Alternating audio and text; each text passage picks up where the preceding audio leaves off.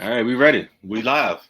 Welcome back to Cuts and Shit. It's your boy KB back in the building for what I think could be episode, 53, some shit like that.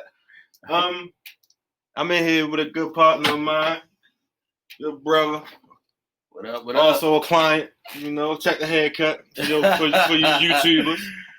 I always say I'm a barber, but y'all don't get to see too much of my work, though. Here you go. Screenshot that shit and zoom in.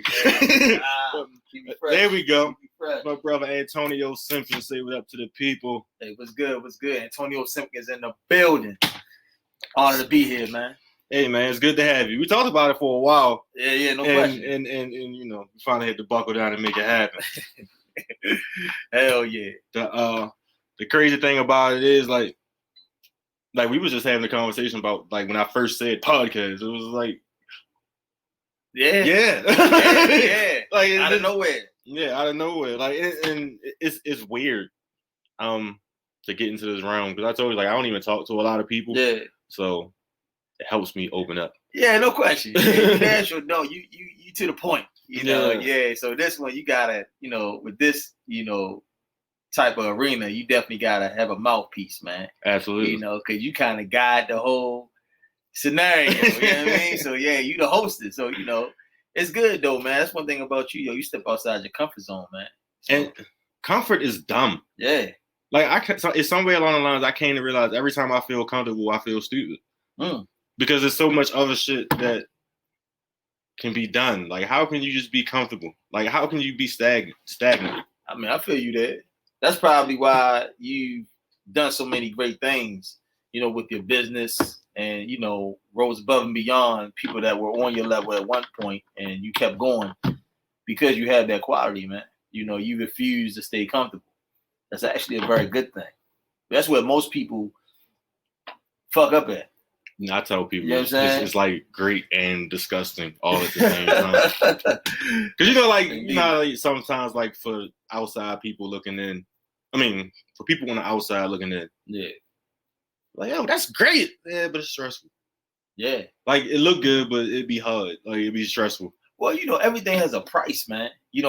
If you live your life easy, it's going to be extremely hard. Meaning, if you always take the easy way out, that shit gonna be hard. See, this is why you here. Yeah. To provide that perspective. You know what I'm saying? Like, yo, this shit is horrible. Like, y'all think it's cool, but it's fucking just, it's very bothersome. But see, when you live your life hard like that, and what I mean by hard is you make the uncomfortable decisions to go above your comfort zone, to do it because of the purpose. You purpose driven. So it's beyond your comfort level. And you're doing it for a set reason.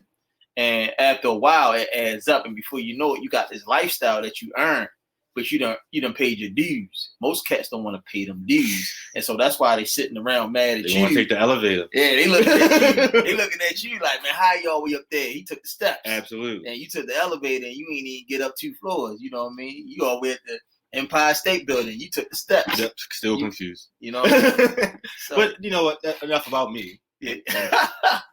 And my characteristics. Let's talk about Mr. Antonio, the actor. Oh man, I've been dying to know how did you get into acting? Man, well, a good friend of mine, Shy Lady Heroin, man, will always throw me in her videos, like music videos from back in the day. So I met a lot of cats in B-Town from being their videos, like Ty Hill, Ill Conscious, you know what I'm saying? Through my cousin Marcus, just recently he was in Dirt Platoon. But these are things that went on back in the day. Voice the Dark Dog, things that went on from like 2010 to now. So what happened was, same person, Shot Lady Heroin, was doing a venture with Stacy Fenner, who is the author of many books, but one in particular is Commandments of a Female Hustler, which I actually have a role in. She's bringing that book to film. So Shy was in that film, came past the crib to holler at me, say, I think you'll do good in this. Send me some pictures. I'm going to send to Stacy. Stacy seen the pictures. I came through for a read. Boom.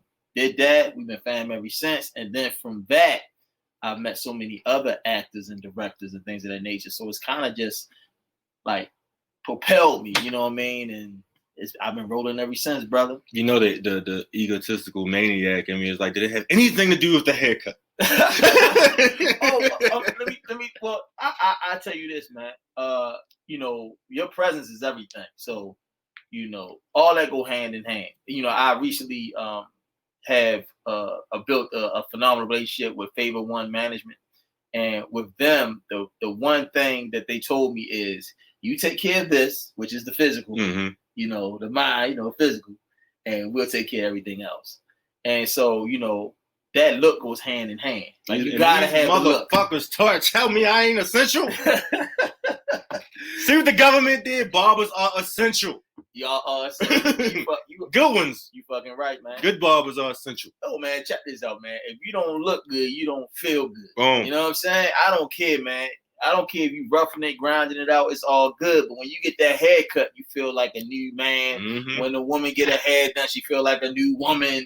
It's just what it is, man. Your physical appearance has a lot to do with your self-esteem and all that. So, you know, it's important, man. It's important, man. Every time I get a haircut, I feel better. You know? You know what's great? Me too. You feel like you just came out of, I don't know, a magic shot. I don't cut my hair as much as I cut yours. right, no question. But I do too. Like, It's like, oh shit, I'm handsome again. What the fuck happened here?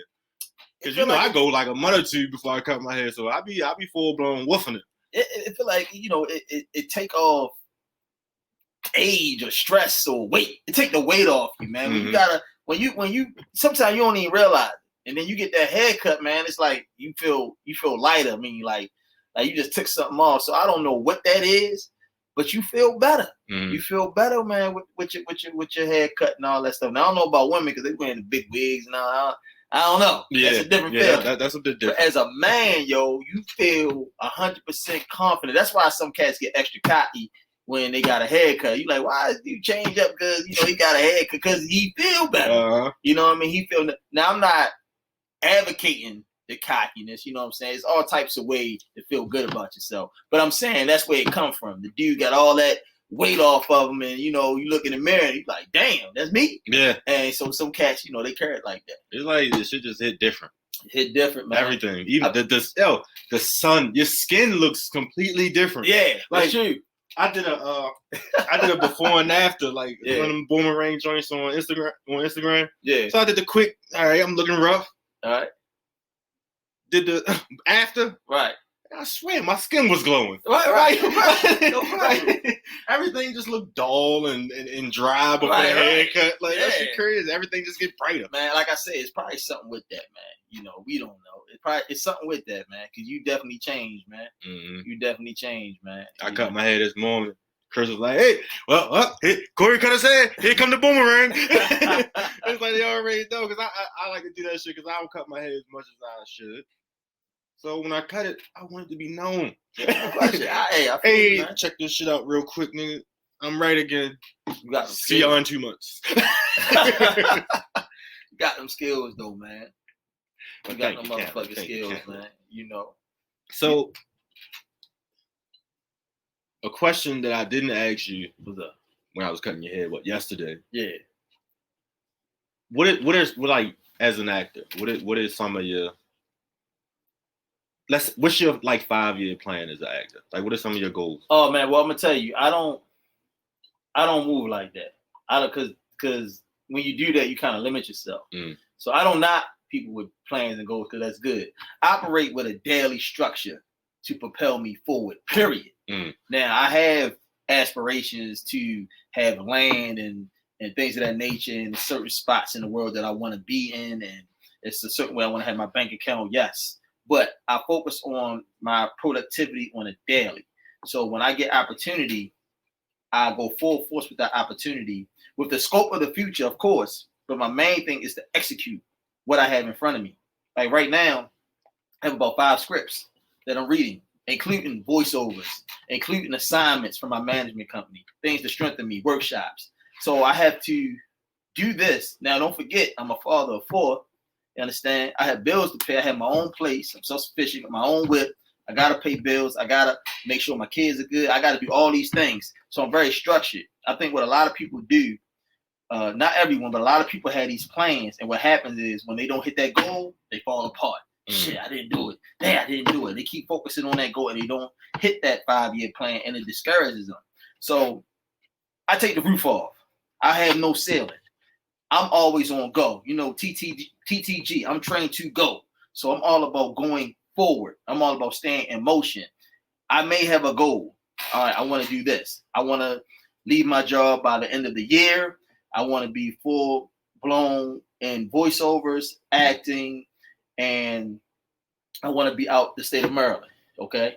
Now, Maryland sucks. I could have a plan. Okay, I'm gonna do this, I'm gonna do this, I'm gonna do that. But then suppose other things come along, opportunities. Am I going to not see them because I'm blinded by this specific goal? So I personally don't operate with a specific goal. I mainly focus on work ethic and having broad vision.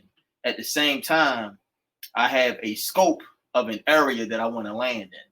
So I keep it more or less like that. I keep it in a way that I'm limitless when I move forward. And that helps me because I never fail. That is amazing. I never fail. That is I've never thought of that shit that way. Cause while I'm listening to you, I find flaws in myself. Cause I really get that tunnel vision shit. Right. Like, this is the goal. Right. And if I don't accomplish this goal, right, I'm gonna feel like shit. So I gotta I gotta do it. At least try it. Right. I'm gonna tell you. I'm gonna give you a prime example on what I'm going through. Okay, so being in the acting world, you know, people coming at me like, oh, you know, next Denzel and this, that, and the other. First of all, man, I love Denzel. He's inspired me greatly. But I'm not focused on being Denzel or the greatest actor. I've always hated that. What shit. I focus on is work ethic. Mm-hmm. Some people have said, yo, you're very talented. Oh, you have a gift. I don't feel that way. I feel like I have a strong work ethic because I focus on what I'm doing. There we go. So rather somebody sees it as a talent and gift, that's great. I'm on it. But I always focus on a work ethic. Another thing, if I would just focus on being an actor, then when these voiceovers came, I'd have been like, nah, that's not in my. I want to do voiceover. That's not acting. That's not where I want to go. I want to do theater and plays and da-da-da-da. I'm limitless. Mm. Voiceover came, boom. Commercial ad came, boom. You know, I got offered to be behind the scenes. I got offered to be a part of a production team. You know what I'm saying? That's greater than acting. Oh, yeah. But because I have a broad scope, because I'm open, because I'm limitless, I can take any form. You know what I'm saying? I can do anything. It's like when you exercise, some people just lift weights. Some people just do calisthenics. Some people just run. Why not run calisthenics and gym? Now, I wasn't always that way. But now it's like, how you want it? Yeah. We can hit weights. We can do anything. We can run. Yeah. We can do calisthenics. Now, I'm not a master of nothing. I'm a student of everything. But I got dibs on whatever. I can get involved in everything. What's up, G? Steve, Tony, Steve.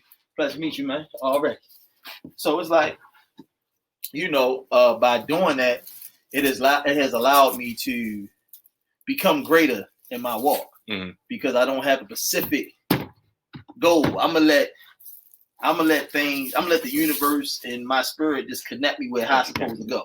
Yeah. I'm not going to necessarily just try to fit it in one box. You know what? Again, up here too, bro. This is another reason why lightweight, man. Okay. This is another reason why I wanted to have you on the show because what I missed. I'm sorry. We just talking. He's the actor. Oh yeah. Tony here is an actor, so we're talking about his career. Yeah, and we're talking about. I'm asking, you know, what drives him, blah blah blah, and I'm hearing a lot of the fucking things that I totally agree with. Like the part where you said the compliments are great. Right. But you're not focused on that shit. Because I feel the exact same way as a barber. Right. Like, because I look at it, like, social media going to open your fucking eyes. Yeah, that's true. So I can look, all right, this barber trash. This barber trash. Right. Damn, this nigga's good. Right. Like, this guy's good. Right. I don't think I'm that good. And, like, and it's not that I don't think I'm that good. Right. But I always like to leave room for improvement. Of course. So it's like when people say, "Corey, you did it," right. I'm cool. Right. But man, we all be like, "Yo, you the master." Yeah, and I'm like, I'm okay. Master bomb. I'm okay. Like no question. And it's funny because I never focus on that. Like that shit means absolutely nothing to me. No question. I mean, I love it. Right. I appreciate it, but it's not something that I take to heart that, give me a big head and all that other shit. Well, see, now you're talking about being humble, man. And that's a characteristic that leads you to greatness, man. See, when you get that extra cocky, man, that's when you set yourself up to lose. Absolutely. And fail. That's why you have some of the greatest champions, when they lose, they can't find themselves. It's over for them. Yeah. Because they lost the essence of just the fact that you're a fighter, bro. It's possible you can lose. Yeah. So regardless how long you've been a champion, when you get the ass, it's going to hurt. But it's about how you bounce back. And these motherfuckers, a lot of them don't bounce back. You know what I'm saying? And that's because they can't accept the loss. Yeah. You know what I'm saying? And the loss for me is if I didn't try it. But see, exactly. As long as I gave it my all, like, I can be satisfied. Right. And when I talk about loss, I'm talking about the status. You know what I'm saying? As far as you being a great fighter and champion, you still will always be a champion, bro. You still a great fighter. Oh, you know, like when the flashing lights start to dim. When them shit start to dim, like, whoa. Right. Maybe I'll hold up now. So, you have a lot of people like that, man, that, they extra cocky for whatever reason. And then so when things go a little left, they left feeling a certain way because of that attitude. But when you come with the humble approach, now everybody got the little ego thing where, you feel a certain way. It's part of the human side of us. You know what I'm saying? So when you dig deeper into the spiritual side, you more or less open to everything. You know what I'm saying? You're open to, okay, well, everything might not go exactly the way I want to. And so when you understand that you're better fit to accomplish things in life and have joy in your heart, because now you're open to whatever happens, you can keep rolling, rather than when you got that ego, the ego is never satisfied. So you got to always feed it. You know what I'm saying? You get a new whip, guess what? They're coming out with one in 2021. Now you're going to need that new whip, or you're going to need that new house, or, your kids in college, but their kids became doctors. Now you pushing your kids. Well, y'all got to go to medical school. So it's like that ego never satisfied, man. So you got to know how to be humble and just enjoy yourself, man. So where would the difference come in between, I don't know, let's say ego or just extreme ambition? Okay, extreme ambition, man, doesn't go away. Extreme ambition doesn't go away. Ego can be broken, and ego is never satisfied.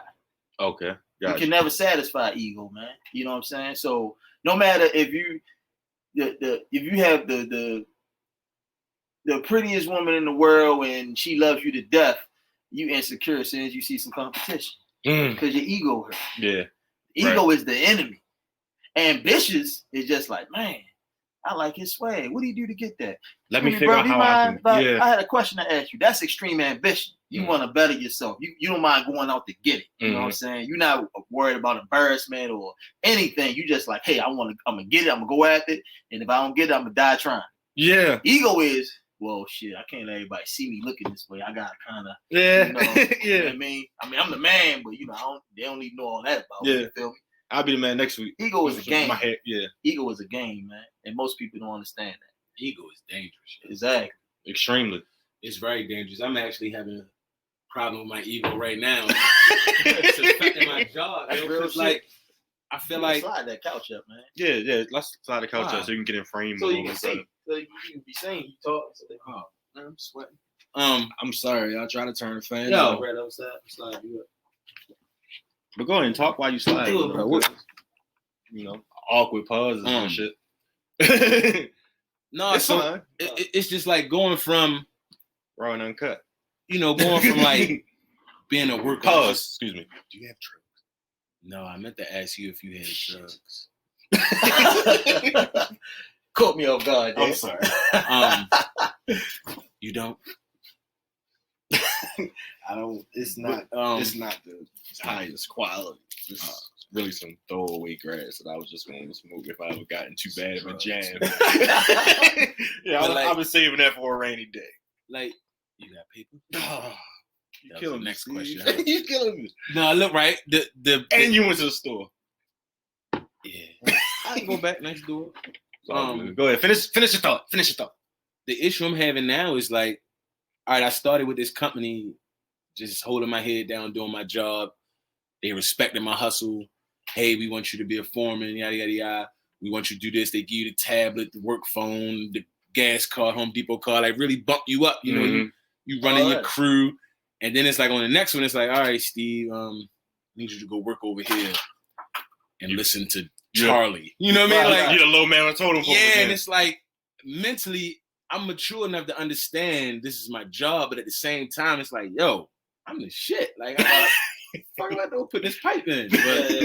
But so I'm actually at a point where I'm having to coach myself. Like, look, boy, that's your ego getting ahead of you. Already. Like, you working towards something. I gotta remind myself that every day I'm working towards something, and don't let what I look like get ahead of what I'm working towards. I don't care what nobody think about me when they see me with the shovel in my hand. Now, Steve, you just had the clipboard in your hand on the last job. How you get? People say stuff like that. I'm sure in your world, and it's like I'm working towards something. Yeah. You know what I mean? So ego is definitely powerful. Because just a week ago, I was ready to cuss everybody out. I was ready to cuss everybody out straight up. That's good. You notice it though. Yeah, that's good. You notice it. A lot of people are sensitive to that, so they don't notice. They just go through life acting out on emotion. Not too many people are that aware of themselves. Exactly. Yeah. And emotion's not even real, man. Yeah. They fade away. Yeah. You know. They do. Because you want to know something funny? I caught myself, let's say a couple months ago, giving way too much fucks. And recently, I've been giving a lot less. Yeah. So like that shit really fades. Yeah. Because like 100. Yeah.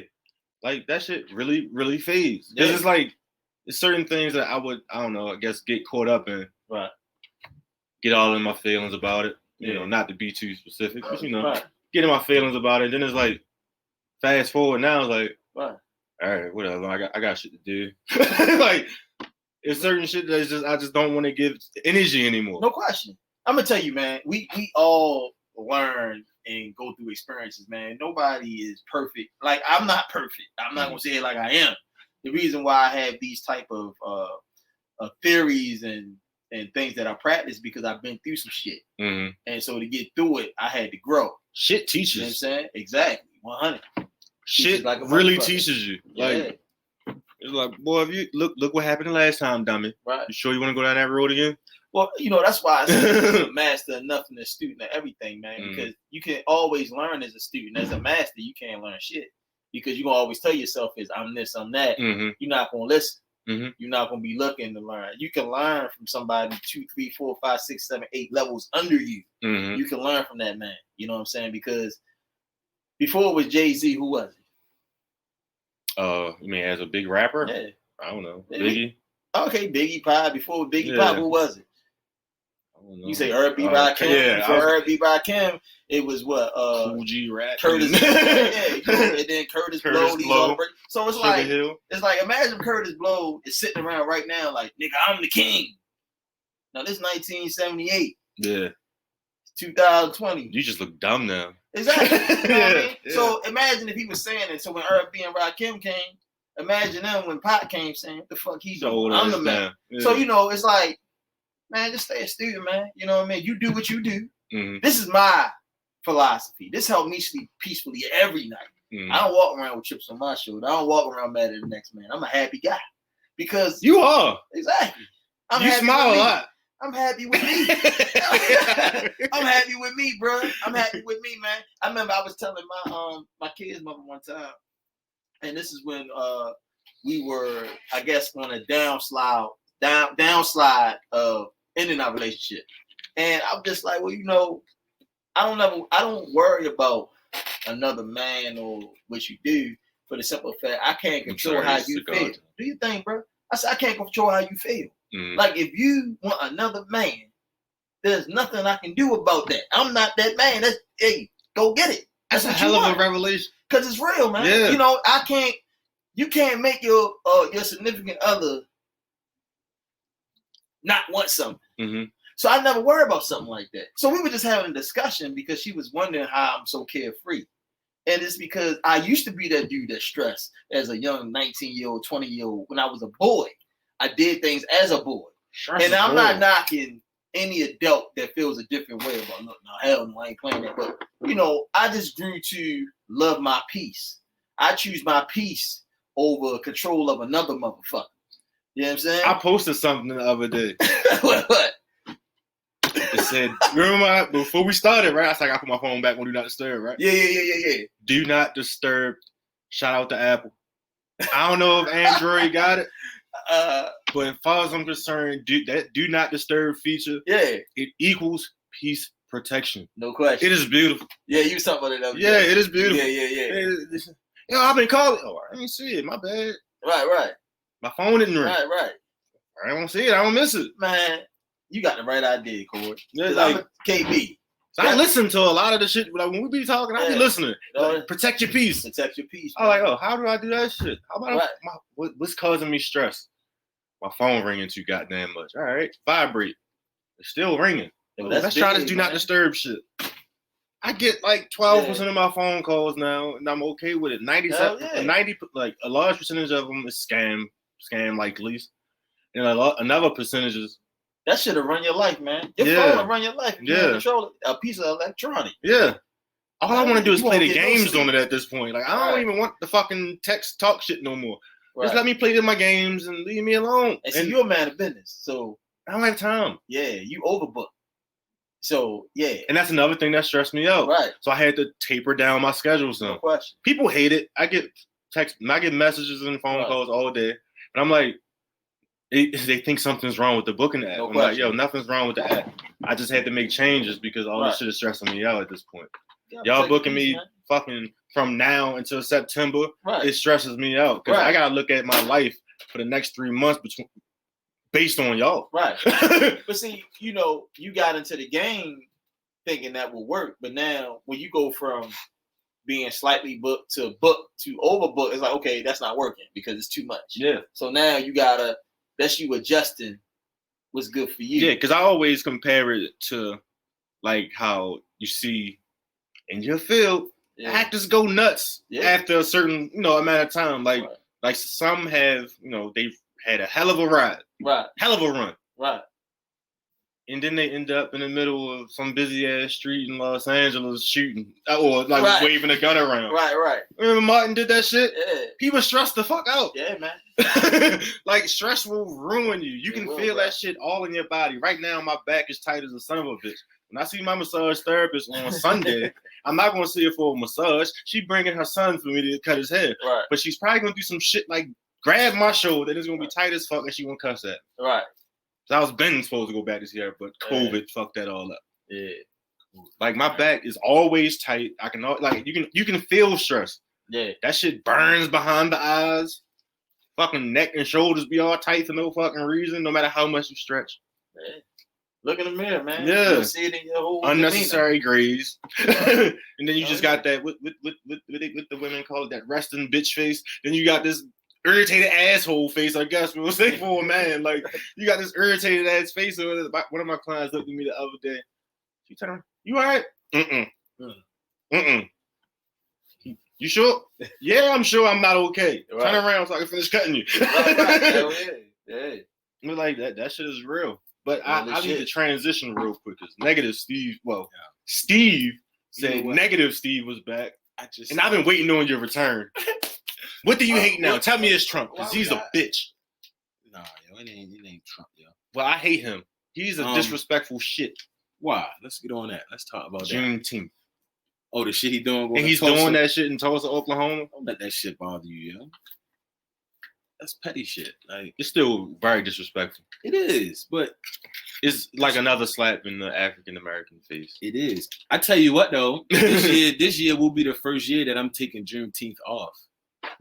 When is Juneteenth? That's on a Friday, right? Yeah. Me too. I'm taking it off. And I mean, it would be nice if people stood with me, but I'm making it known that Friday I'm not working because it's Juneteenth. We get the 4th of July off. We get President's Day and shit like that. Memorial's Day. I want Juneteenth off. No question. I'll take without pay. I'll deal with that for now. But if enough people stand behind this, it could very well be a new holiday. No question. It should be. It should be recognized. I mean, like people already lighting off fireworks and shit, waiting for 4th of July, and that wasn't really for us. And we know that. Exactly. They made a holiday for a nigga that stole a country. Yeah. 100. So why can't you have a holiday for the people that built this country? And like that really was built on slavery. that really is what brought me back to my old ways of being negative. Like I just started seeing so much stuff that was pissing me off. Like prime example, everybody's like united. We all solid on this George Floyd situation and police brutality. But I think now is time that we should start opening other doors in our culture, like our music. Mm-hmm. Our music is trash. The message behind it is trash. Right. And it's hard to tell another group of people that your life matters when you rap about how much it doesn't matter. Mm-hmm. I mean, any rap song you listen to, I kill a nigga quick, kill his whole family, fuck his bitch, kill his kids. You know what I mean? Yeah. It's like, if I'm on the outside looking in and I don't know black culture, I would think that they really don't matter too much. I mean, I would. How you feel about that, Corey? I feel like, I'm sorry. I feel like people are way too gullible.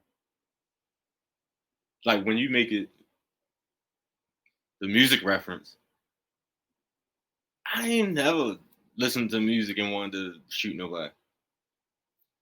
I ain't never listened to music and wanted to do all that goofy shit that they be saying in the music. I think it depends on the person who takes shit like that to heart, to think that type of shit is cool. Me personally, it's cool to hear about a little bit. It's entertaining. This is what I'm saying. If you were an alien, right, from another planet, and you came to Earth, and your main objective was just to try to understand the different races of people. And one of the ways that you chose to understand those people was through their voices, through their culture, their songs and shit that they do in their leisure. Basically the shit that they glorify. Yeah. Yeah. If you listen to 92Q uncensored, what would you think about us? If you never met us, don't have any black friends, what would you think about black people? All right, stemming from the music? Yeah. Music makes us sound very ignorant. Very ignorant. Some music makes us sound very ignorant. We're a little twisted. We glorify the wrong things. And it's like, I'm not trying to shame our people because I dance and rap to the shit too. There's a variety here. No. Not all music is like that.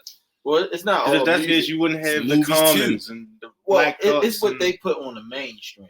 There's tons of music out here. Yeah. You just ain't gonna hear it on 92Q.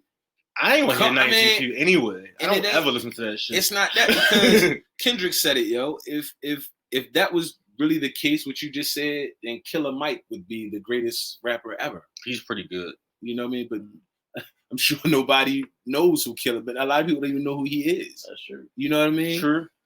Like, I get it. Because that's the stuff they put out there in the forefront. But like, no, it's the stuff we put out there. They put it out there because we eat it. We don't put shit. You don't press none of them buttons. Neither do I. They put that shit out there. The people that run those companies. Hey yo, it's a video. If that's the case, most of the people that own these companies are white. It's a video circulating. So they're just like, hey, let these niggas embarrass themselves. And make themselves look dumb. And the shit hurt me to my heart, right? But in the comments, people was like glorifying this video. It's a video of Bobby Shmurda performing in front of, I believe, Epic Records, so he can get his deal. Y'all didn't see that? I never seen it. No. I heard he about to come home from jail though. Y'all should watch that though. Just to set the stage, it's Bobby Shmurda, black guy, in a conference room with 50, 30 white people from 60 to 20, looking at him like he got shit in his teeth. Like they're really looking at him like, and he's performing the video for Hot Nigga. Like he's dancing, doing the Shmurda, fucking. If it was cardboard on the floor, the nigga would have been breakdancing. You know what I mean? And in the comments, people was like, "Yeah, yo, Bobby Shmurda did that. Like he did that, yo. That's what." And I'm like, I don't even think you gotta be extremely intelligent to look at that picture and see, okay, you have white people picking who they want to misrepresent the black race. Mm-hmm. If that's not what it is, then what is it? No, I get it. I get what you're saying. Yeah, because they can't pick up nobody to represent us because they don't know us. Right. Mm-hmm. So they want to pick somebody who's gonna boost their agenda. Right. Mm-hmm. Let's pick these people. Exactly. And it hurt, yo. But no, that's why I said like is the white I mean, not saying that it's not without no. I'm not going to say it's not like our people wouldn't be to blame, but they put the music out. They put the music in the mainstream. Because without them, a lot of their voices wouldn't be heard. Without them, like white people? Yeah. Yo, you can't keep blaming. I'm not blaming nobody. We are, yo. I'm not blaming nobody. I'm just saying nobody, in a lot of cases, a lot of this music wouldn't be heard if it wasn't for white people. But they ain't making it, though. But they a lot of times they ain't buying it. But okay, if they're going through a record label model, the label has the last say so on what music comes out, right? Yeah. Okay. Because I'm sure it's been a lot of artists that's probably out to give you a quote. Truthfully, I want to rhyme like common sense. Do I gotta say the rest? Exactly. Yeah. So it's like what it comes to what the label heads are going to put out, in a sense. Then we shouldn't be rapping anymore. If they only want to hear shit like that makes us look like a group of people that I would kill. I mean, what? Personally. What? Yo, come on. Like, let's stop sugarcoating shit. Like, if all the shit that they talk about in rap, Chief Keef, all that shit they talk, Chicago, they killing 40 people in a weekend. You really think it's cool to listen to music talking about how I'll kill But it's really happening, though. Exactly. So we need to stop. We need to stop letting people at least play the music, right? No. Why? Because when okay, if we go back in history of this music, like when NWA came out, they shine light on an extremely fucked up city. They brought a lot of the fucked up situations that happened in their hometown to the mainstream. It brings awareness. I think this is different though. Chief Keef is not bringing. No, I'm not saying like whether it's right or wrong. I'm just saying like the reason why they talk like that in their music is because of the environment that they live in. Enough. In most cases, it is. A lot of them niggas fake the funk. They just talk about the shit that they ain't never been through or never seen. Yo, we both grew up in one of the worst cities in America. Wait, I'm sorry. Where'd you? Yeah, you grew up here too? Mm-hmm. We all grew up in one of the worst cities in America. And I'm pretty sure that we all have examples of people who may have had a good potential and they let it go. I have friends who had full ride scholarships to universities to the point where they got money back for going to school. It happened. And how you fuck that up and then turn around and blame it on, who you gonna blame it on then? You need to blame his fucking self. But what I'm saying is, we say this all the time. Accountability is a lost art. Exactly. All right. So now, and don't get me wrong, I understand that we are in the situation that we're in today largely because of things that the government, the FBI, Secret Service, and pretty much white people have done to us, or not even done to us, set up for us to do to ourselves. It's just like the bricks that they put in the alley. They put the bricks in the alley. They didn't put the bricks in their hands. No, absolutely. Right. You know what I mean? So, yeah, this shit's wrong. But you know what I mean? We can't keep going off of that. You know, Now it's time for accountability. What can we change? We can't change white people. We can't. You can't change other people, period. You got to change yourself and hope to inspire. The inspiration is what creates the change. So how can you cry to a group of people that your life matters and stop killing us when we glorify killing each other? I get what you mean. And I get exactly what you're saying. It's almost like, and I feel like this because, you know, I work around a bunch of different race people. And if people get curious, and I'm the type person, I'll have that conversation with you. I have the conversation with white people. Why do black people do this? Why is this and why is that? And it's only so, you can only hit them with the Jim Crow shit and Willie Lynch shit so much. Because at the end of the day, yo, that was hundreds of years ago. Like, that's not the point. What's the point then? I mean, a lot of the issues that are going on in our community is generational. So you can say it's been a certain amount of time, but it takes, I guess, a generation to change it, to change the narrative. And sometimes most of those lessons are just, or most of those things are just passed down to each generation to each generation. It takes somebody to stop the cycle. If don't nobody stop the cycle, then we're going to be stuck with the same shit. So it takes people to change things. Are we waiting for the white man to change the cycle? I supported 3 black businesses today. No, I am not. I think I spent way too much money today, to be honest with you. Because a guy asked me today, have I been protesting? He found out I live in Baltimore. He's like, you been protesting? I'm like, oh, I'm 33 years old. You know what I mean? I got a job. I had 2 kids. One is under 1 year old. Like, you know, I got a lot of shit that I'm doing. And people been protesting since the 1800s, right? Earlier, the 1600s. Yeah. That's not how you do this. It don't work like that. You know what's funny? Speaking of protesting, when I went to that thing last week, I didn't have no intentions on being a protester at the Crab House. Yeah, and I guarantee I just wanted to see. I just saw so much shit. See something. Yeah, I saw so much shit on Facebook and Instagram about everybody going up there. They going to do this. They going to do that. They're going to do this. They're going to do that. And I'm looking like, shit, that's right around the corner. Let me go see if they really going to do this shit. So I just pulled up. And I ended up being out there for like an hour and a half. The truth is, and the sad truth is that probably 80% of the people that was in that parking lot are going to be getting crabs from there before the summer's out. Wouldn't surprise me. No. Wouldn't surprise me. Because if you wanted to boycott every corporation or every company that slighted the black race, it would only be black-owned shit. You know what I mean? You would only be buying your stuff from black-owned corporations. So you just can't. That's, you know what I mean? I'm not with the hype, yo. Don't go with the hype. And a lot of these people only out here protesting this shit because they off work because of COVID. Yeah, he needs shit to do. A lot of people need stuff to do. Yeah. And that was another thing I was talking about, like with the protests, with the riots and all that other stuff. Like a lot of people, some people don't really even know what the cause is. No, it's an excuse to get out the house. Mm-hmm. You've been cooped up. A lot of cases, it's an excuse to just go fuck up some shit. Yeah. Excuse to go get some free shit. And this is that and the third. And that's kind of what happens when you notice how the riots, the areas that the riots are in.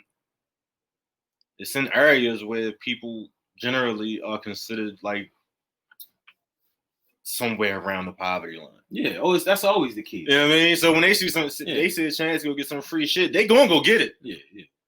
I mean, it's people that and I couldn't do it. For one, because when they did them riots and shit here, they was locking niggas up for like 6 months every time they found them. Nope, don't want to do that. Not catching me on camera. Fuck that. I wouldn't go out there nowhere. So what's the solution? Huh? Excuse me, say what? What's the solution? I don't know. Somebody, I don't know. There has to be a shock. There has to be somebody to help mold the next generation. I don't think the shit that we expect, I don't think anything that people are protesting for right now, that they're fighting for right now, I don't think none of that shit is going to make sense in our lifetimes. No. To be honest with you. I think it's going to be like my kids' generation that see the effects of all the years of shit all the fucked up shit that's going on. And I don't even think so, because I feel like, and I could be wrong, but you can't cry for respect. You know what I mean? Pretty much gotta demand that shit. You gotta do something respectable. I mean, you know, I'm not gonna respect you because you fucking cried for respect is earned. Years. Respect is earned. Yeah, you gotta earn that respect. And don't get me wrong, I mean, the situation we in right now has been crafted and planned and laid out. This shit was all put in motion years and years and years ago, but we bit the apple. You know what I mean? Like, and now it's time that we bit what apple? The apple that the serpent put in front of us. Oh, you mean the apple of some sort of opportunity? No, the apple of crime and drugs. Oh, that apple. Yeah, we bit some sort of opportunity. When you say drugs, it gave people opportunities to get the fuck out of their shitty situations. Drugs. Only problem is they got shot and they died. You watched the 13th. Everybody watched the 13th. No, I didn't. You didn't watch the 13th? No. You watched the 13th. What's that? It's a show on Netflix. No, I ain't watch. I synced it. Well, you know what the 13th But I didn't watch Amendment is, though, right? Yeah, I scrolled past it because I looked at the description. I felt like this is something that's gonna piss me off. I don't want to be mad, yo. Because typically, if I'm sitting there, you don't want to know the truth. Then. I'm not while I'm high. Be honest with you. Should have touched you. Yeah, that's some shit I might. Yeah, that's some shit I might watch like early in the morning. Yeah. I don't want to watch that shit at night when I'm trying to prepare myself to not have to pay attention too much. Nah, bro. Real shit. I just watched. I believe it was the 13th. I think I watched something else too. Shit almost broke me to tears, yo. Right. I watched that documentary about the LA riots the other day again for the fucked up second time. I don't know why I watched that shit again. I was mad as shit just watching it because, of course, the riots, those riots back then started because of I forgot the girl name, Latasha something, that the Chinese lady shot and got away with because she stole the juice. Yeah, and in the Rodney King thing. So all that shit started because of that, and then I was like, all right, so black people got fucked over. Why are black businesses getting destroyed? Like, that's one concept I'll never get. I understand, like, all right, the Korean lady shot this man. I mean, shot this little girl. Go fuck up the Korean shit. But you know what, too, though?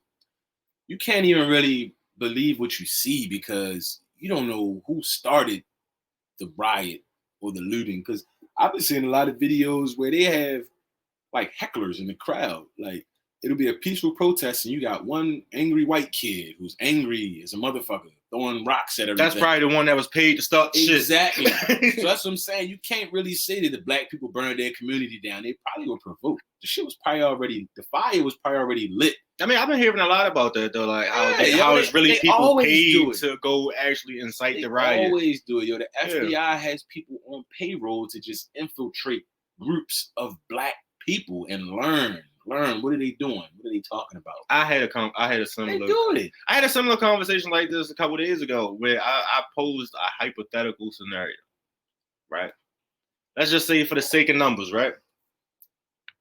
It's 20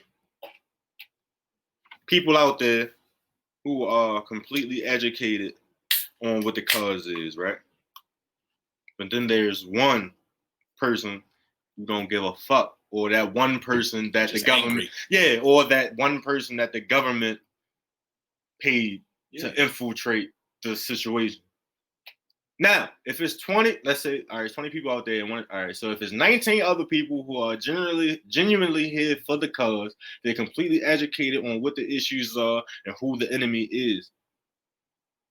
You don't think that those 19 people can stop that one from fucking up a person's business who ain't have nothing to do with the situation?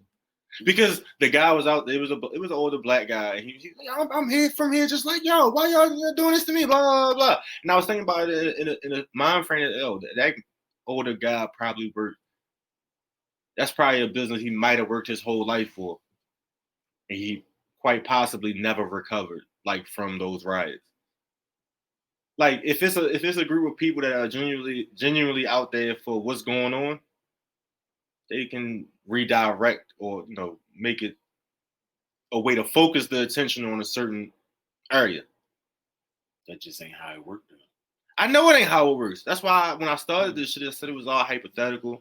No, I'm saying I wish you'll have it's not. You'll have people with positive intentions who might assemble. They might go to Instagram and say, hey, we're going to meet at Carroll Park, 12:30 Saturday.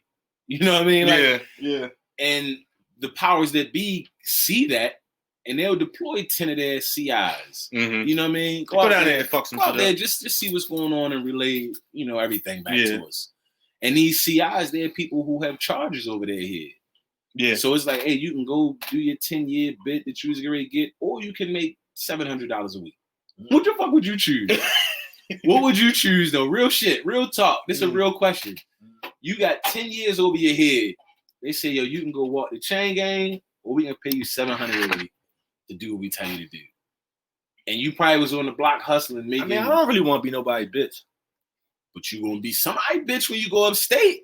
But I can fight for it. I can Yeah. fight to not be. You be fighting all day when you got your freedom here, but we might call you every now and then and just tell you to go to a powwow and just listen, and then tell us everything you heard. And this motherfucker's come on, be my bitch. That goes to be on your purpose, on who you are as far as your existence. Mm-hmm. If you can live with that shit, then you gonna do that shit. Yeah. But if you can't live with that shit, knowing that I'm gonna sit across from you, my brother, right, and I'm gonna come in here and I'm gonna shake everybody's hand and I'm gonna report back to the white man. Mm-hmm. Now you might think you can do it, but when you get involved with that, it'll eat you alive. Now I know me, I couldn't do it, and that's why, like, when you said like it depends on which your morals are. Now, did I tell you about the documentary that I watched the other day, The Black Godfather? Did you watch it yet? The Black Godfather? No, did you watch it? Not yet. You watched The Black Godfather? It's on Netflix. Yeah, it's on Netflix. I think I've seen some of it before. Yeah, this dude, it's about a guy named Clarence Avant. And he was like super connected back in like, 60s, 70s, 80s. Well, still up to this, probably to this day, but he was like real heavy in entertainment. Like he was in music, movies. He did some shit in sports. He got a lot of people deals in sports, politics. He had his hand in a lot of shit. And let's say over the course of his career, let's say 40, 50 years, everybody that's on this documentary, the worst thing they can say about him is like he cussed me out a few times. Because at the end of the day, like, he was a stand-up dude. Like, he made sure everybody got what they're worth. He made sure that when, let's say, if you're a rapper and you go into this building to go talk to these white people, you're Bobby Shmurda, he's gonna make sure he's the guy to make sure you get what the fuck you deserve. Death.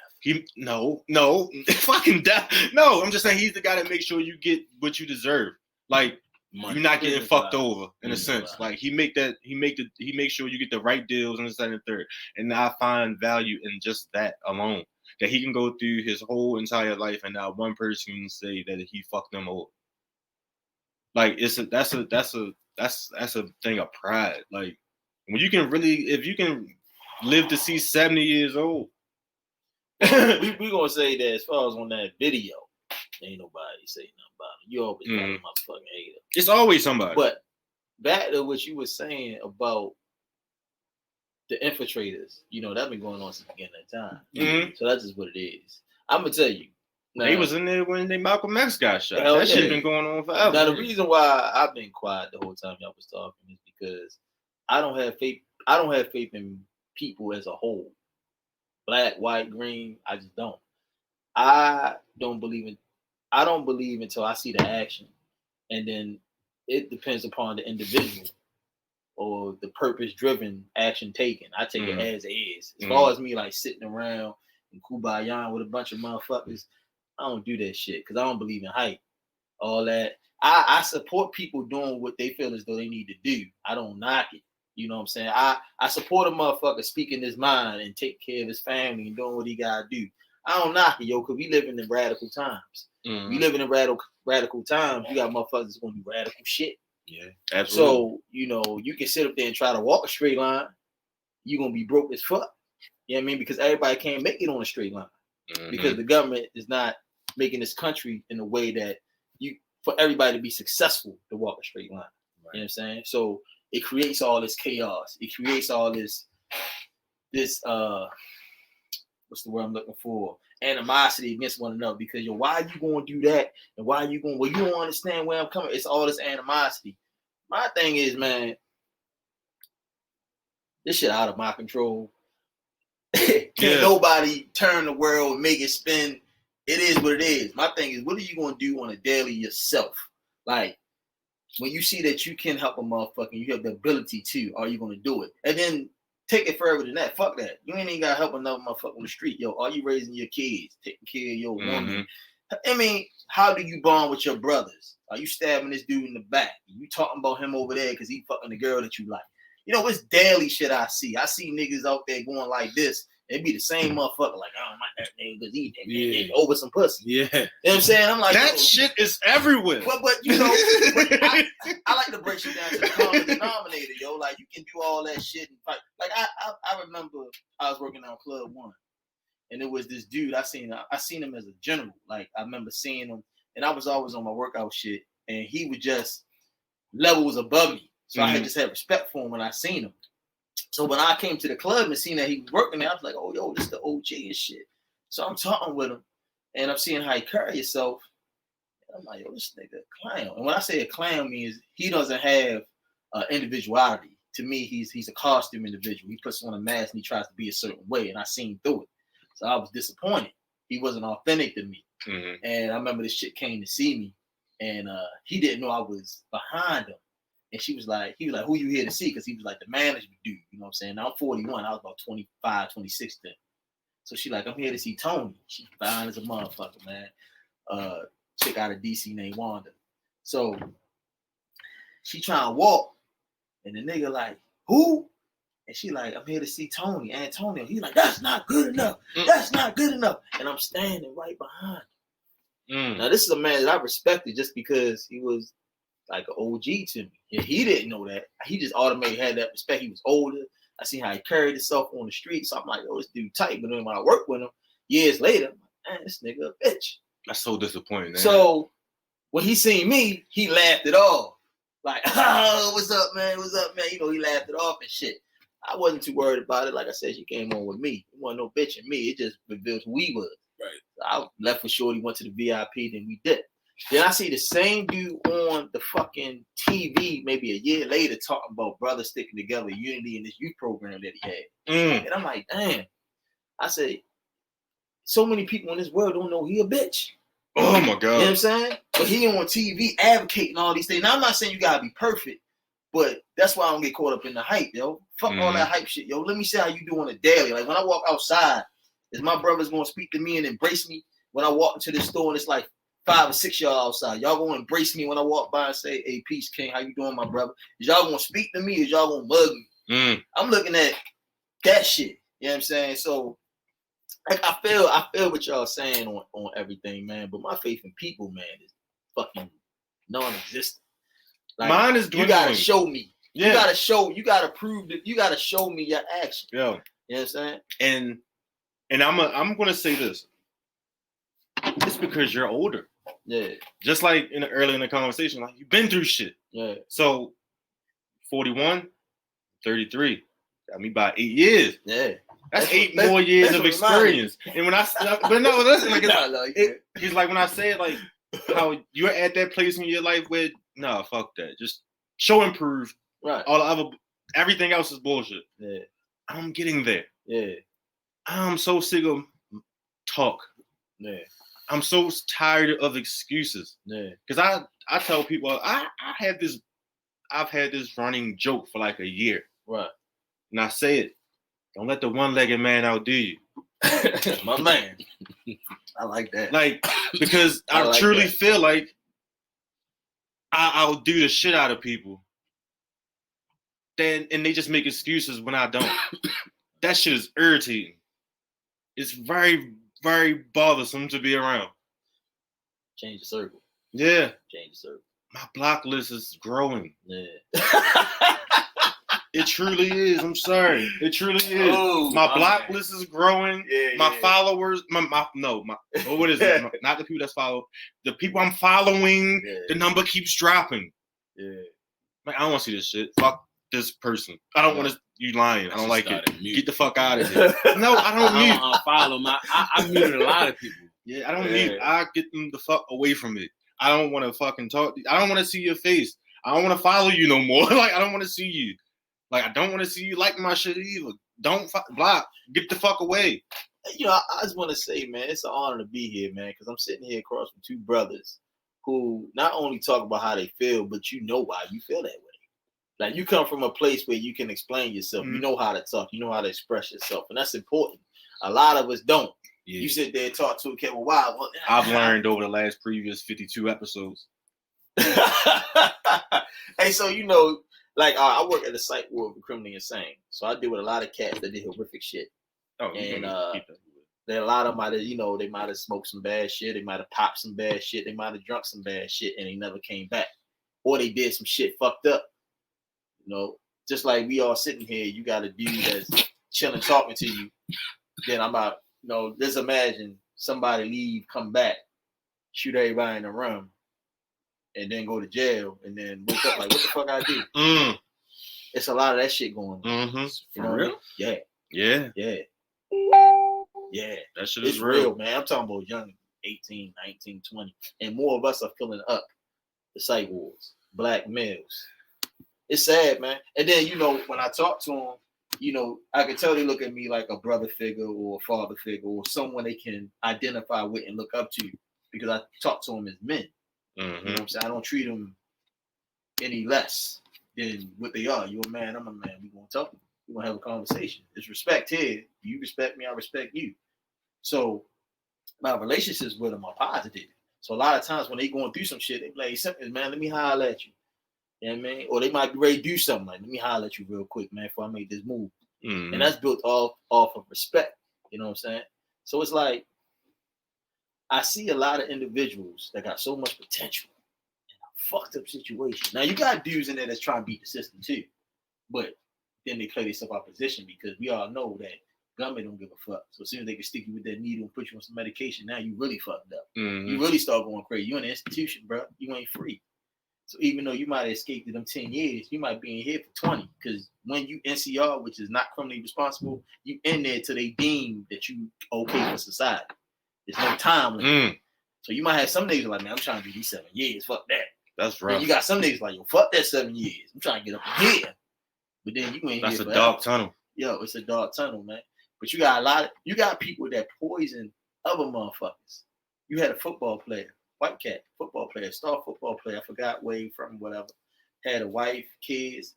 On the way to, I think he had the opportunity to play NFL. He's playing college. Mm-hmm. And they put something in his drink at a party. And this nigga never came back. Now, I never knew him before. I seen YouTube videos of him. He was fine. Normal guy with his family. Nice guy. He come the fucking where I'm at. Wild as shit. Curtain, wild as spitting on you. Fuck you, crazy as shit. Banging his head on the wall. This motherfucker was nothing like that. You see all these YouTube videos of him, his family. Dude was fine. They put something in this shit. They destroyed this man. You know what I mean? His own people. You know what I'm saying? So somebody that they know for a fact, somebody put something in his drink. Oh yeah. They don't know who specifically. They think it's more than one. A group of people. The other football players and people at the party gave him some shit and fucked him up. You know what I'm saying? Now, can they prove it? They can say you did it, but can they prove you? That's rumors. No, it wasn't me. It was him. They can't prove it, so nobody's convicted off of his shit. But that's what happened to him. That sound like that's my rough, man. That sound like my son uncle for real. Yeah. He was like on his way to when he was in college playing football, doing good, and then one day the motherfucker just snapped. Right. Just started having conversations with himself about stuff that wasn't true. Get really emotional about them conversations and acted out on them and shit like that. Like, never know. That's crazy. Never know, man. Yo, motherfucker be like, "Hey, yo, what you drinking?" Hey, man, you turn your head for a second. Hey, man, there you go. Drinking, you know what I'm saying? It's so crazy out here. That shit put me on point. Cause I ain't never know shit about that until I worked there. I started seeing all these motherfucking young niggas come up in there. I done seen motherfuckers that had music careers. Niggas who had paper, blowing up, 80,000 views, 200 million views, like all kinds of crazy numbers that's in Perkins. Fucked up. Like, gone. Like, they not even a hairline of who they used to be. Like, they non-existent. They not even a shadow. That's wild. You know what I mean? Like, you see that motherfucker, you don't even recognize him. You don't even look like he did. So it's like, can you imagine just, completely lose yourself, humble yourself, man. Humble yourself, man. Understand that, anything can change at any given day. Be blessed, be thankful, man. Like when you were talking earlier, man, I was listening to you, and I just, that's dope that you dug deep and rationalized with yourself. Because nobody can tell you how to think. The motherfucker try to sit there and try to, you should do.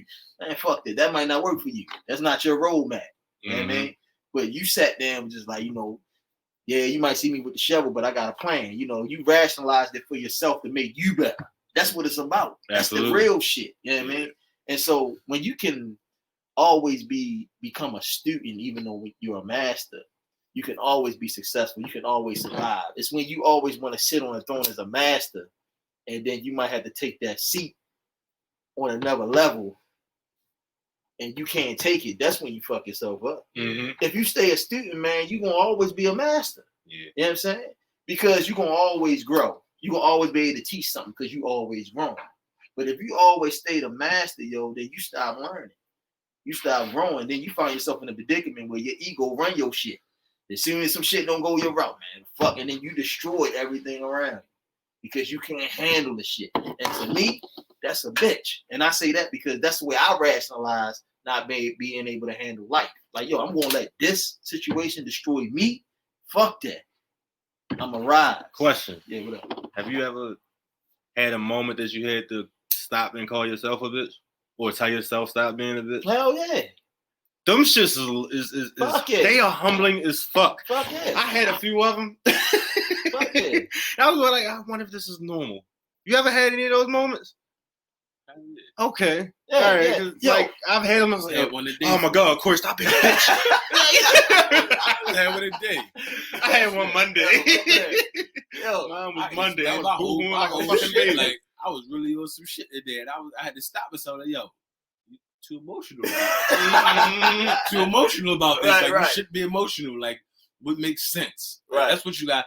That's and like that's to dope, what you man. said. Like dope, man. I gotta stop myself. I give you an example. Like my girl want to like start building shit in the backyard, so she got this pergola from Walmart that was on sale, and she wanted me to go like pick it up, and by pick it up I mean pay for it. And pick it up, and like in my mind I'm like, yo, fuck that pergola. Like I'm not getting no pergola. I'm doing too much right now. I'm running around. Right, so, right.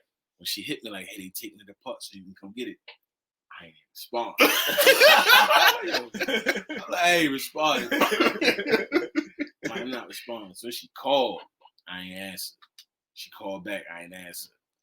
Like, fuck the pergola. So I ended up just going, getting my son and chilling over her house. I was actually at her house. Right. And I'm texting like, yo, can it fit in your truck? Like, go see if it fit in your truck. Like, so she went and got it and came back and she told me the whole story about how she got it, how she had to carry each piece from the store to the truck. Oh man. Yeah. So now I'm feeling like, yo, what the fuck did you do? Like, and the thing about it is like, I really was just mad because I don't even know. Right. I can't even tell you. You just didn't. You just wasn't with the shit. I was just on some emotional shit. Like, so that's some real shit though. So tomorrow, basically, more of the story tomorrow, I'm gonna put that motherfucker together. Yep. But see, you know what? See, that's how you show and improve. Mm-hmm. See, now nobody perfect. We make mistakes and we do things that are less than ourselves and we correct it. But then you got that man that's so far into his ego that won't even analyze that shit or recognize that shit. Mm-hmm. And that's what you got out here. Motherfuckers is not in contact with themselves. Yeah. That real shit, man. Yo, that's dope, yo. That's dope. When did you realize what age did you start to realize that? Oh, or man. did that become like a focus? Or, you know, 24. Damn. Because I went through a lot of shit. Yeah. I went through a lot of shit. Yeah. Okay. That's early. I think Yeah. mine started to hit around like 28, 29. Yeah. That's still good. Yeah. You got grown fucking men that they ain't never hit Yeah. 50, Yeah. 60. They be dumb like as boys, shit. Man, you know. Yeah. Like I always play around with like words with people because I was having a conversation and he was saying, yeah, you this. So yeah, nigga been focused since he had out of 30. Ever since I turned 30. Yeah, like I that one that lyric and that song, like a nigga been focused since I say hi to 30. And I was like, damn, I really have been. Right. Like my focus has completely changed. Like since 30. And 29, 30, some shit like that. And you know, that's good. Yo, it's good to have a prestige about yourself. Like, when I'm saying like humble and stupid, it's not to belittle and stay low. Like, it's good to be like, nah, yo, I'm above that shit. Yeah, and that's pride. And that's literally like one of the things I pride myself on. You know, I say I don't know everything. Right. But when it comes to this, I know a fucking lot. Right. And when it comes to that, I know what I know. Right. Like I'm always willing to learn, and I think that's another reason why I'm not in a rush to get my master license. What? I'm still gonna be the same barber for real. That's just a title that I don't care for. That's some personal shit. I don't know what the master. For some reason, what door does that open up for you though? It just says I can teach. Yeah, that's more or less like them. Let's like let's say if I was to go work in a barber school or open up a barber school, I would have to have my master's license. Or I can directly sponsor an apprentice as a master barber. Do you make money directly sponsoring apprentices? It really doesn't matter when you own a shop. It just gets towards more if is it really beneficial? Exactly. Like that's why I say it's more personal. Yeah, I was just comparing it to like the master in my field. The master in my field opens up many doors. For me, it really doesn't. Like, say, like, all right, even if I did as a master barber sponsor people and get paid for it, they gonna cut in my shop. They have to. For me to apprentice them, they have to. But it's the rule that they have to. Yes. Yeah, he owns Maryland state law that if you sponsor an apprentice, he or she needs to be somewhere in your site. So, like, one of those 4 chairs. How many can you sponsor? Last time I checked, it was 1, but I heard they were expanding it to being able to sponsor more at a time. So, I mean, I guess, but I could do something like that too, but it's not. That don't benefit me. Yeah, but it wouldn't benefit me either, really, because whoever he's a master barber. If he the apprentice, guess what? They still gotta pay me. Boo for it. Doesn't matter. Like, well, I'm gonna get paid regardless. Our government does ways to eat off of your success. Yeah. So it's just something they do. I'm scared they're gonna do some shit like, oh, this nigga a master barber now. Let's raise his tax or something. Like, they do some goofy shit like that. I don't know. See, like the master plumber license. Everybody, like, I thought before I had it that once you get it, it's gold. Mm-hmm. And now I know, now that I got it, it's like once you get it, it is gold, but it costs like gold too. Like, so you get your master license, that just gives you the license to get your license wherever you want to work. It's crazy, ain't it? Yeah. So you get your master license, you pass the test, you happy as shit. You get your license. That's just the license to get your licenses in Maryland. So if you want to work in Baltimore City, you gotta go to Baltimore City. Like, hey, here's my master license. Can I work here? They say, yeah, pay us $75 every 2 years. You go to Baltimore County. Hey, can I work here? Yeah, pay us $200 every 2 years. Harford County. Every county got their own. Damn. Yeah. Wow. That's fucked up. Yeah. My license says Maryland State. I can cut anywhere within these, and not have to answer any questions. This is the same Department of Labor and license. Yeah, same thing. Right now, State. If somebody called me from Allegheny County and said they needed their house plumbing. Why? Like, what is the different specs and shit like that? Yeah, every county got their own twist on the code. Mm. You know what I mean? So you have to pay them to get their blessing. That's crazy. To do work in their county because they. But ain't you a master plumber? Yeah. Yeah. How often do you do work in other counties? What should like where are you licensed to work? When I do side work, I'm licensed right now in Baltimore City and Harford County. What kind of side work? I would do side work. I'm trying to get a shameless plug. Yeah, somebody gonna be DMing me. I don't even want to plug. That nigga Negative Steve a plumber. Because I'm not that kind of plumber. That's the thing. Like, when you I know who I'm gonna call. When you think of that's who I'm calling. See, look. When you gonna call me though? Look. When you gonna call me? I'm just joking. No, see. When people think of plumber, they think, "Oh shit, my toilet stopped up. Let me call Steve." Well, yeah. See, right. I'm not that guy. I called him for my shampoo bowls, though. Yeah. Okay. If you want a new bathroom in your house, okay, then you call Steve. Gotcha. I'm that guy. But if your shit stopped up, I'm gonna tell you to call someone else. I don't do that. I don't do that. You got cards on? Like you need your whole house. I don't really do work for real. Okay. I don't really. Right now, I'm not. He quit. Yeah. I got a newborn, man. I'm Congratulations. Yeah, I swear, like, not to get off this topic, but it's okay. I had my first child when I was 19. I was more scared than anything. Like, I think fear was my biggest drive. Like, going to work, doing everything I was supposed to do. I was scared as motherfucker. This one need stuff. I was just scared as shit. At 33, I had my second child. Now it's just like all beautiful. Like, up, yo, I don't want to do nothing except watch this little boy try to walk. Like, that's the highlight of my day. Yeah. So, all right, wait till next year. Yeah, on episode 192 or some shit like that. He walked too much. This nigga walks in the hell.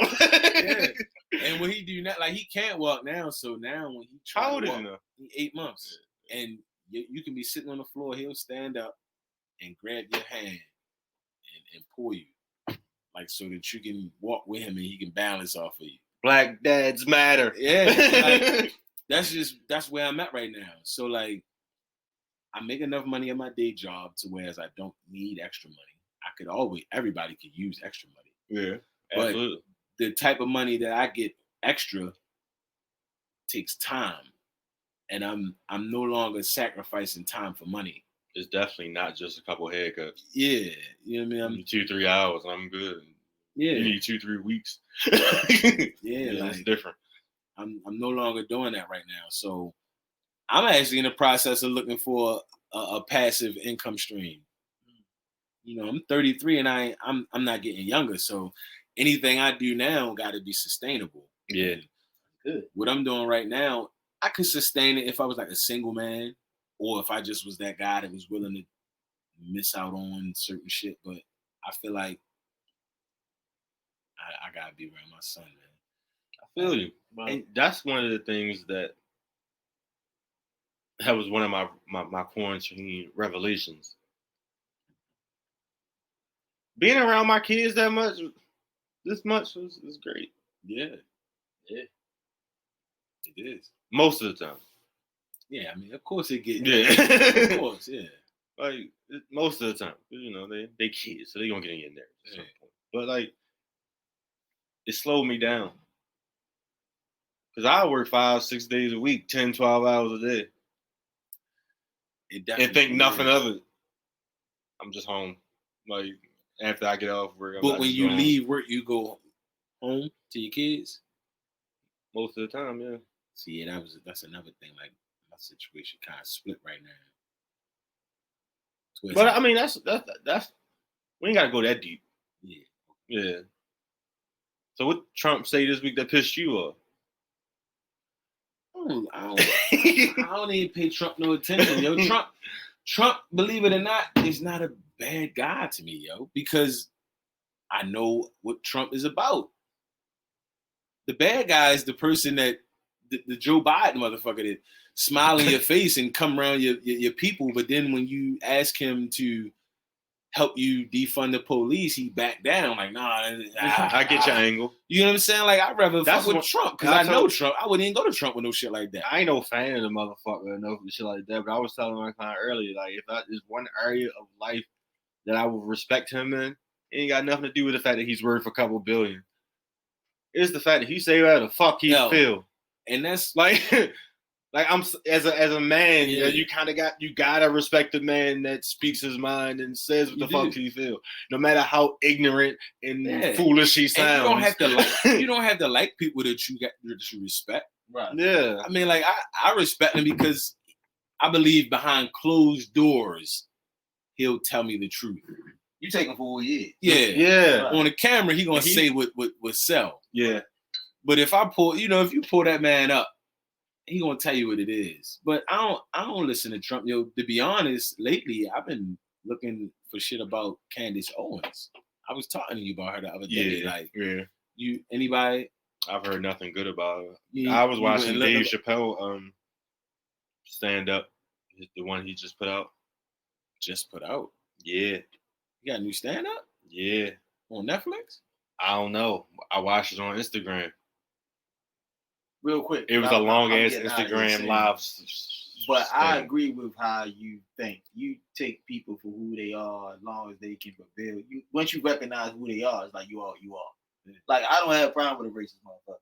No, you racist? As long as I know you racist. You racist? Hey. Yeah. Just let me know that. Yeah. Just let me know. I'd rather know that you like that than for you to be like, oh no, Right. no. Fucking nigga. Yeah. Yo, it's not wrong. Yo, the reason That's why why it's not wrong with that, it. it's a free fucking country. Motherfucker, if you fuck it, it's a free universe. If your spirit is fucking, you don't like black people because of whatever reason, hey, do your thing, short. Right. Stay the fuck over there. Yep. It's just that when you meet with me in the street and you come to me with some bullshit, I got something for you, motherfucker. Like, it's gonna go down. So that's cool. Like, I'm not gonna be, oh, that motherfucker racist. Like, that's what the fuck he is. You got your own people that's racist. Yeah. I know black motherfuckers got a problem with me that I ain't do nothing but show them love. They mad now. That nigga acting. He thinking he all that. You know what I'm saying? Fucking did it. Yo, I ain't done shit to you. I ain't been in your house, your crib. I ain't stepped across that line. Show you respect. That white motherfucker over there actually speak to me when I see him. How you doing, sir? Racist as shit. If he know how to conduct himself, you know what I'm saying, on a regular basis. And what I say that to say that at the end of the day, yo, show me how you carry yourself, yo, when we intertwine, man. I know racist motherfuckers every day that still say hello, sir. They know how to give you respect. You come across your own brother, man, fuck this nigga. Yeah, it's like, what the fuck? It's like mastering the art of being cordial. I really like the way you think, man. I feel that. You know what I'm saying? That. Yeah. You take people as who they are. You are who you are, man. It ain't about liking you. You are who you are. I ain't got a problem with that. Yeah, you just gotta accept it though. Right. That's another thing that come with 33. Yo, my whole life I always carry shit like whatever I can't change, fuck it. I don't like it. I'm not gonna put energy into it. I'm gonna act like it don't exist. Right. And now that I'm 33, it's like I gotta learn to accept what I don't like. Right. And live with it. And my homeboy, that is that is terribly difficult. Oh yeah, I'm still fighting with it. Yeah. I'm still fighting with it. Fight. Yeah. It is a fight.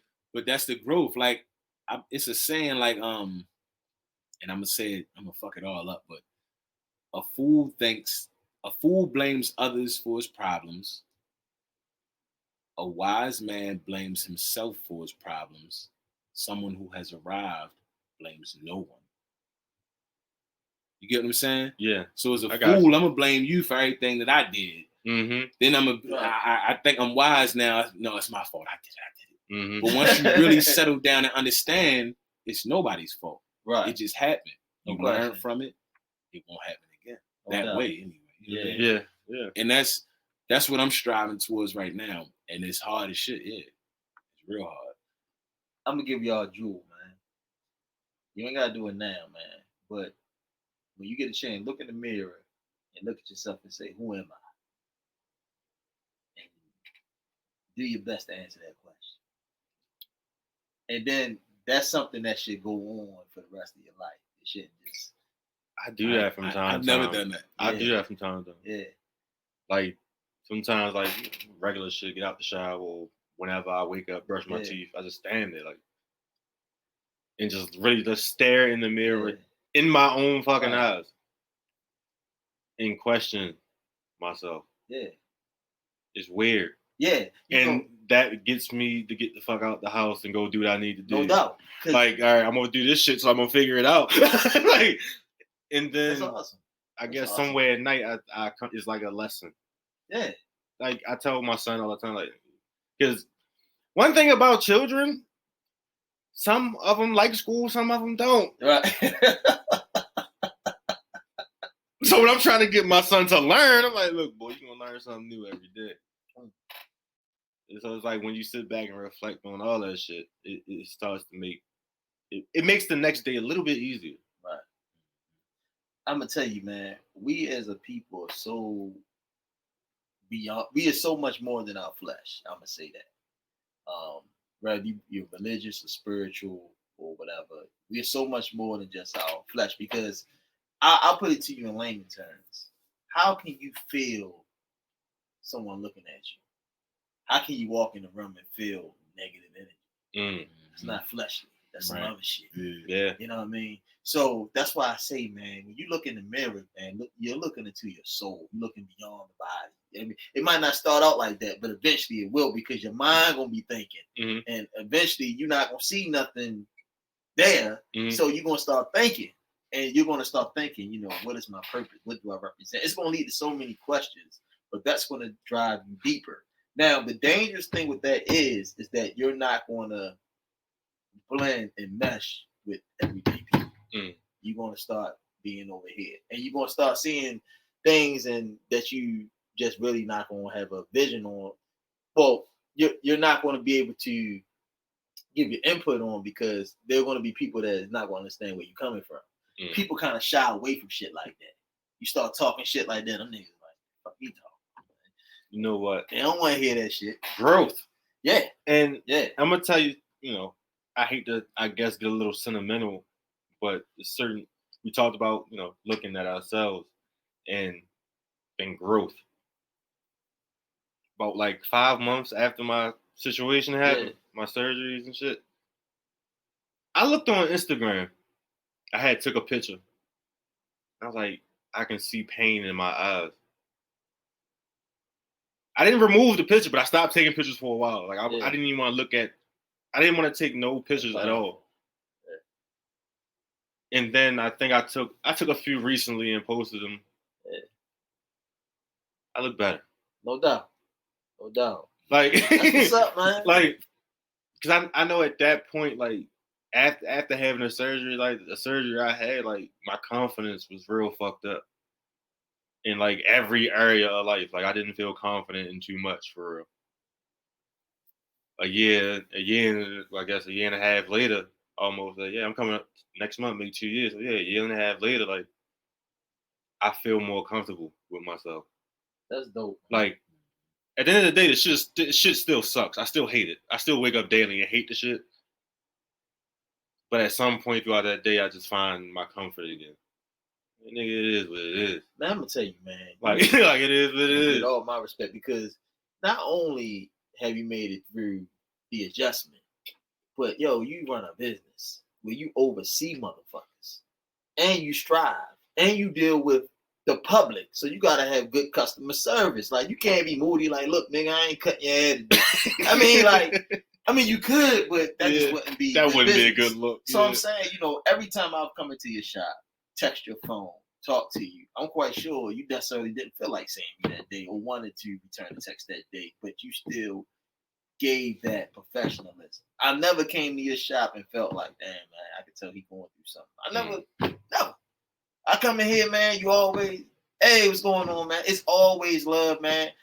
You get back to me when you can on the text and let me know, well, we can do it this day, whatever. Never felt like I was agitating you because I'm always like, hey, man, take your time. I'm respectful of people's space. Yeah, absolutely. And I'm gonna tell you, that's one of the things I enjoy. Man, brother, you are on top of your shit. You a king out here, man. Not too many brothers, not too many people can walk in your footsteps, man. You know what I mean? So, keep owning that shit, bro. Your spirit is big, man. You know what I'm saying? It's bigger than your leg, your body. Like, you big up in there, man. I'm trying to tell you. You know what I'm saying? That's not no easy task. It's not an easy task, man. I know you know that because you're going through it physically and mentally, but I'm seeing what you put out. It's just like you said, you had to learn to be comfortable with shit you didn't like. Mm-hmm. It's kind of something like that adjustment because there is a switch. Like, I can cut all day. Right. I can wake up saying fuck everybody, fuck everything, hop in the shower, get in my car, get to this. By the time I pull up in this parking lot upstairs, light switch is on. Right. Wow. It's time to work. Dang. I don't like negative energy. Yeah. So I try not to project it. So if I'm having a really, really fucked up day, that's when I go home. Yeah. Like those, I'm sure I probably cancel both of y'all at some point. Like when I'm having really fucked up days, I know he has. when I have real fucked up days, I go home. Like I can't do this shit. Yeah. Because it's almost like an actor sometimes. Right. Because some days I feel completely fucked up, don't want nothing to do with none of this shit. But I have to put that smile on. Right. Or at least that blank stare or some shit. I don't know. Yeah. But I have to perform. No doubt. And I was another couple episodes ago, like I was dead tired. Like I did a house call or some shit. That's when, in the middle of that COVID shit, I did a house call. And I told my client, like, cups. It's one extra one. Is that it? This was it right here. Oh, okay.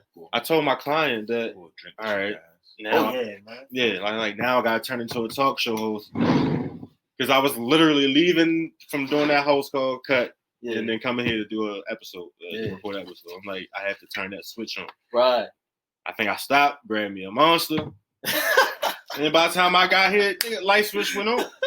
It's weird. Like, and then when I get home at night, it's like, I take this motherfucker off. And I'm like, I'm back to being a Grinch. Right. It's like I can be comfortable now. Right. Like because sometimes I truly feel like, not, with my principles and my morals, but just like how I display like my demeanor. Yeah. Sometimes I feel like a big phony. Yeah. Like some days I feel like the phoniest motherfucker on the planet. Because I'll sit there in the parking lot like, I gotta go in here and smile at these motherfuckers all day. I gotta have conversations and shit with people I don't want to talk to all fucking day. I don't want to hear them fucking talking either. Like, no question. But the show must go on. Like, I still got my responsibilities. I still gotta do what I gotta do. And in a strange way, this shit still calms me down. Right.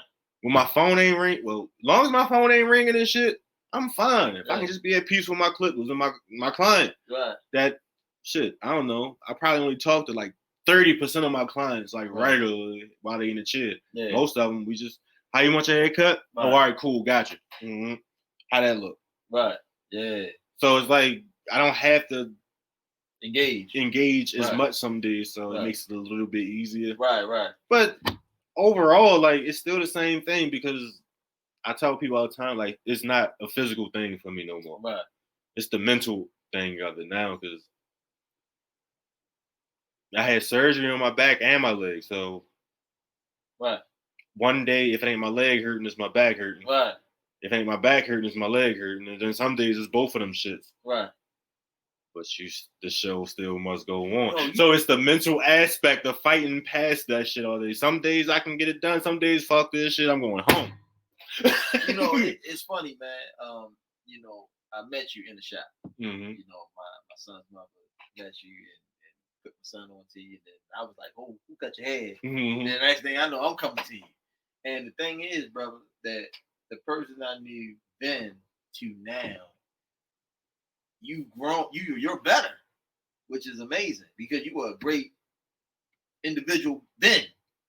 So, when I see you now, like sometimes I forget about you. Like I do. I don't even remember it, man. You know what I'm saying? Like it's funny. Like I don't even, like I said to you just now, like, I be forgetting about that shit. Yeah. It's because of how you carry yourself, man. You don't carry yourself as a victim. You know what I mean? That takes strength. And that's why, like, when I hear you talking about your strikes and things you go through and the things that you battle within your head to do the job and complete it, that's why I can't nobody take nothing from you, man. You have all these motherfuckers that want handouts and want excuses, and that's why we don't buy that shit. Because we own our shit. Yep. We own our life. Accountability, man. Exactly, yo. That shit is important Blood, in life, sweat, and man. tears, baby. You know what I mean? We show up and show out. Yep. And get it done. For whatever purpose that we had. So when you got some motherfucker over there acting stupid, talking that dumb shit, I ain't got time for that, man. Mm-hmm. I ain't got time for that at all, man. And you see through the I call them you see through the shenanigans, you see through the fakers, man. You see through the people who's not authentic. Yeah, they always reveal themselves sometimes. I would tell you this. Motherfuckers who not authentic could not have sat at this table today. Because ain't nothing been discussed but the real. Absolutely. They would have tried to deflect it with jokes and laughter. Something like that. They would try to stay on topics like that, or they would have been extremely quiet, or they would have left. Mm-hmm. Because this shit right here bring out that bitching. Mm-hmm. You know what I'm saying? And then when you speak amongst kings and you're not talking on that level, the response, you're not gonna like it. Because you ain't gonna really get one. You're gonna feel left out. I just know these things. And you know what's funny though? Yeah. Lately, I guess, I took a little bit of a break we took a break during the show, but I guess over the last 2 months, been pumping them shits out. Yeah, for real. So I think more. Right. And the reason, like, and more people are engaging with the show. They, can I come on the show? That's dope. But I specifically wanted this conversation. Oh, that's what's up. I didn't like. You recorded? No, I ain't recording. Not tonight. I'm gonna record tomorrow. Yeah. All right, let me know. I'm not letting them know. I'm not. I didn't because I. When you said you might have to reschedule, nigga, I was mad a little bit. It was like that. It was just like that. Okay, cool, just to not say fuck you. I felt it. Yeah, because I wanted this type of conversation for the day, though. Because Steve, you've been on a million episodes. We have those episodes where it can just be a bunch of goofy shit. Right. And then we have those conversations where it's half and half. Like we have this real talk, and then it's goofy shit. Yeah. And sometimes you got to just sit down with men and have real man talk. I mean, because everybody as individuals are different, but when the goal is to be a great man, you can't fuck with it. Alrighty. You can't deny it. So on that note, I'm ready to go home. I'm with you, guys. So, can I wait one last thing? Go ahead, do your thing. What's up, my brother? With in the light of everything that's going on right now, I just hope anybody that's listening will not look at me as negative Steve, even though I know the nigga told me negative Steve was back earlier because it come off like that. But the type of person I am, I'm just blunt. I can be callous, but it's to the point. And that's the way I was raised. There wasn't too much sugar in the coating that I received. You know what I mean? It was just a coat. You know what I mean? Mm-hmm. And the shit I say might sound. I need a title for this episode. It might sound wrong. Three Kings. Boom. I like it. Nice and simple. But it's time for us to stand up and stop asking other people to do what we want done. Mm-hmm. We gotta fucking do it. Amen. You know what I mean? It takes people to change it. Yeah, it's us. I mean, so it changes all that shit is learned behaviors, man. The signs and all that we holding up. I mean, not the Black Lives Matters and the police shit, but it's just other shit that gotta happen in general to push the whole point. Right. And I hope people understand that and don't just think that I'm just being negative, even though I did say negative. Because that's just how I like to come off. I'm real blunt, you know what I mean, with it. But I just would like to see some real change happening because everything that started since the George Floyd protest is like more people are chiming in. You see the news, it's like it's not just black people standing in them crowds now. Mm-hmm. It's blacks and whites and every other race. All kinds of nationalities. So it's like we definitely got the platform, and it's like let's clean our house up because we got guests. Right. Yeah. 100. You know what I mean? Absolutely. 100. Let's clean our shit up a little bit because we got guests over, and you know what I'm saying? Like it's time for that, and that's all I want to say. Boom. That's all I want to say one thing. Yeah. Hey, look, remarks. I want to say this, man. I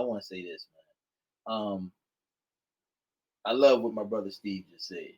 My thing is, start from within. Like, you can protest all day and talk Black Lives Matter and do all these posts, but love your fucking kids, man. Tend to your significant other. Talk with your friends. When you see somebody that's kin and kind in the street that's coming off kind, you'll give them that respect. Be kind to your next door neighbor. These are the things that we need to do as a people. A lot of people will do things in general. Black Lives Matter, we together, we one, support black business, and then shit on somebody in your family. Mm. You know what I'm saying? Go home and I ain't got time to deal with this shit. Yell at your kids and come out Black Lives Matter. Like, yo, take your time and listen to your fucking kids. Like, it starts with family. Start with the family. Start with inside. Start with the home. Then start with your mannerisms. When you have an attitude, are you walking through the supermarkets with an attitude? You cutting people in line? You cutting people off in the street? Like, how is your character? Like, check yourself. You know what I mean? A lot of people want to scream Black Lives Matter and they got all these issues with themselves and they still putting out negative energy. That's counterproductive. If I'm saying Black Lives Matter and I'm marching and all this shit, but I'm still being an asshole to my brother, then what the fuck am I doing really? I ain't shit. I'm a hypocrite. So I'm saying Black Lives Matter, all that is great, but be it through and through. Show love through and through, man. Show love at home, man. Do things that's uncomfortable. Like stretch yourself, man. Because in order for us to get here, we had to be broken. I'm gonna say this: the brother that had his I can't remember his name. With the foot on his neck. What we talking about? George Floyd. George Floyd. All right, check this out. This some real shit. If we was a people of unity, when that shit went down, it would have never happened for no fucking 8 minutes. Yeah, that's true. Motherfuckers would have went up in the store, grabbed some cans, some 40 ounces, and threw them bitches something. It would have been they would have got up off that motherfucking neck. The fact that motherfuckers pulled out their phone and said, get off of them, shows that we are broken. For 9 minutes, this motherfucker and nobody did shit but pull out a camera and said, stop, fuck that. If that was your brother, your sister, your cousin, somebody you love, would you have sat there and pulled out a phone and just said stop? No, you would have ran over that motherfucker. You would have threw some shit. Yo, you would have did some real shit. So the fact that we could sit there and watch that, man, and I'm a victim of it too. I'm not quite, I don't think I would have went over there and said and jumped in it because I don't feel unified with my people. You know what I'm saying? When I walk outside, I'm not worried about a white man robbing me. I'm worried about a black motherfucker robbing me because that's my experiences in life. So when we can come together and unify and come together and really show love to one another, then that Black Lives Matter and all that shit really will mean something. Because we screaming Black Lives Matter, and when I leave out of here tonight, guess who I'm thinking about robbing me tonight when I'm checking out my window? A black motherfucker. You know what I'm saying? So it's all good. I support it. I love it. But what I'm saying is just be through and through with it, man. Just be through and through with it, man. Peace and love to everybody. Shout out to everybody that's trying to do the right thing, man. I'm here for you.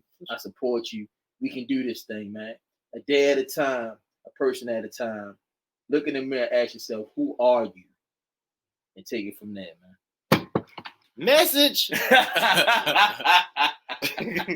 getting live feedback, yo? Just a little bit. Now, you know what I would like to say is that's been another episode of Cuts and Shit.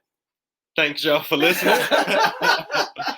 As always, y'all can follow us on Instagram and Facebook at Cuts and Shit Podcast. That's KUTZNSHIT_podcast on Instagram and Facebook.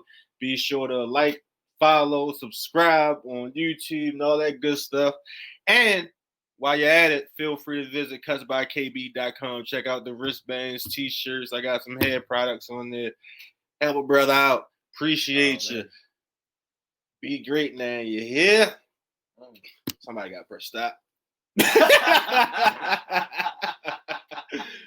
Hit the button. Hit the button. That was dope, man. And you got that beard cream stuff online? Yeah. Oh, it's going to play back already? All right. That's crazy, man. Steve, pleasure to meet you, my brother. Yeah, same my man. Yes.